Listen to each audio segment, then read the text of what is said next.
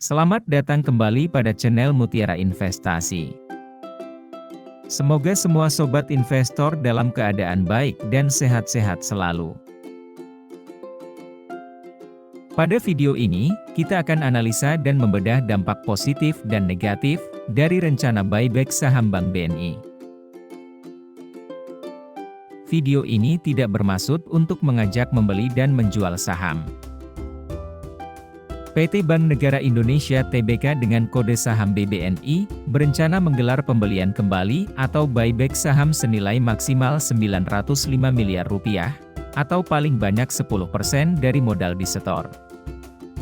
Transaksi pembelian saham dilakukan melalui satu anggota Bursa Efek Indonesia, baik secara bertahap maupun sekaligus, dan diselesaikan paling lambat 18 bulan. Sejak rapat umum pemegang saham tahunan RUPST, tahun buku 2022 yang dilaksanakan pada tahun 2023 ini. Buyback saham dapat memberikan beberapa dampak positif bagi Bank BNI, di antaranya. Pertama, meningkatkan nilai saham.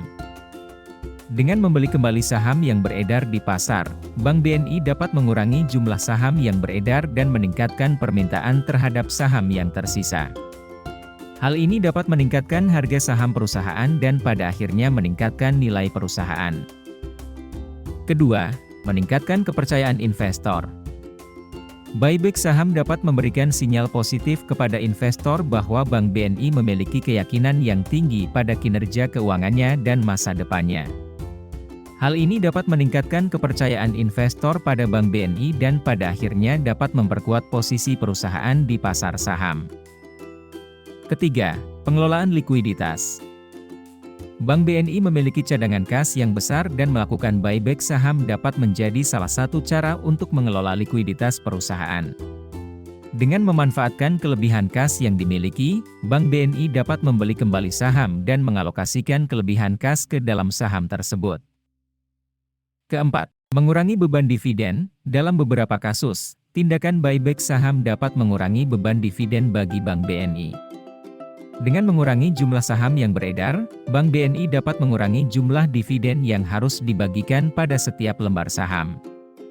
Hal ini dapat membantu perusahaan dalam pengelolaan keuangan dan meningkatkan keuntungan yang tersedia untuk digunakan dalam investasi jangka panjang.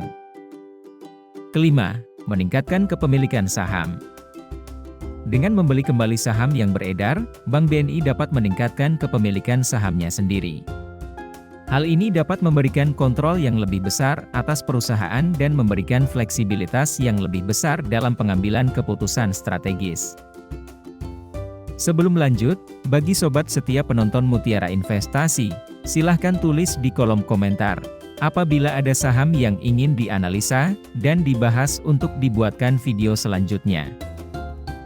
Mari kita lanjutkan.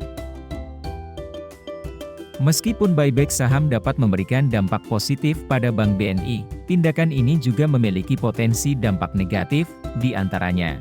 Pertama, penurunan likuiditas. Dalam jangka pendek, buyback saham dapat mengurangi likuiditas perusahaan karena kelebihan kas yang digunakan untuk membeli kembali saham tidak lagi tersedia untuk digunakan dalam operasional sehari-hari atau untuk investasi jangka panjang. Hal ini dapat mempengaruhi kemampuan kas lancar untuk menangani kebutuhan keuangan yang muncul dalam waktu singkat. Kedua, meningkatnya beban keuangan. Buyback saham dapat meningkatkan beban keuangan Bank BNI jika tindakan ini dilakukan menggunakan utang. Jika perusahaan memutuskan untuk meminjam uang untuk melakukan buyback saham, maka perusahaan harus membayar bunga dan biaya lainnya, sehingga dapat memperburuk posisi keuangan. Ketiga, tidak efektif dalam meningkatkan nilai valuasi saham. Dalam beberapa kasus, buyback saham tidak efektif dalam meningkatkan nilai kapitalisasi. Hal ini dapat terjadi jika harga saham yang dibeli kembali tidak naik setelah tindakan buyback saham dilakukan. Sehingga, tindakan buyback saham menjadi sia-sia dan hanya membuang-buang dana perusahaan. Keempat, mempengaruhi kebijakan dividen. Buyback saham dapat mempengaruhi kebijakan pembagian dividen perusahaan. Dalam beberapa kasus, buyback saham dapat mengurangi jumlah dividen yang dibagikan oleh perusahaan karena jumlah saham yang beredar semakin sedikit. Hal ini dapat membuat investor yang mengharapkan dividen kecewa. Kelima, saham yang di buyback adalah saham masyarakat dari investor yang memiliki porsi besar, misalnya saham milik investor asing atau investor institusi, dan bukan dari investor retail. Untuk data lengkapnya akan kita analisa pada materi selanjutnya. Dari 40% saham BBNI yang beredar, kita bagi menjadi 3 besar kelompok investor berdasarkan porsi kepemilikan, yaitu investor asing di akhir Januari 2023 sebesar 63% kepemilikannya. Investor institusi di akhir Januari 2023 sebanyak 27,7%. Kemudian, investor retail hanya memiliki 9,3%. Dari data histori 6 bulan terakhir, porsi kepemilikan tidak banyak mengalami perubahan, yaitu investor asing bertambah sebesar 3,9% kepemilikannya.